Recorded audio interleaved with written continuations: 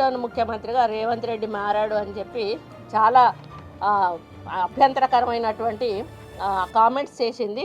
అమ్మ తల్లి, నేను ఒక్కటే అడుగుతా ఉన్నా, భద్రాద్రి శ్రీరాముడికి పట్టు వస్త్రాలు నీ పట్టుకొని పోయిండు మీ అన్న కొడుకు. ఆయన ఏ హోదాలో పోయిండో దానికి ఒక్కదానికి ఆన్సర్ చెప్తే వీటన్నిటికీ కూడా ఆన్సర్ దొరుకుతుంది అనేది నేను తెలియజేస్తూ ఉన్నాను. ప్రభుత్వ నిధుల దుర్వినియోగం గురించి మాట్లాడే నైతిక హక్కు మీకు అస్సలు లేదని చెప్తా ఉన్నాను.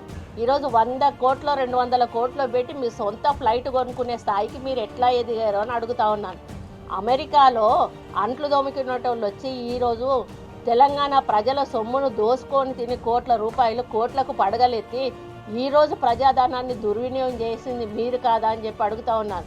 ఈరోజు లిక్కర్ స్కామ్లో ఇరుక్కొని లిక్కర్ రాణిగా పేరొంది ఈరోజు బీజేపీ కాళ్ళ మీద పడి మిమ్మల్ని అరెస్ట్ చేయకుండా ఈరోజు మీరు ఇది ఇంటర్నల్గా అండర్స్టాండింగ్తో పోయి ఈరోజు బయట పడ్డది మీరు కాదా అని చెప్పి అడుగుతా ఉన్నాను.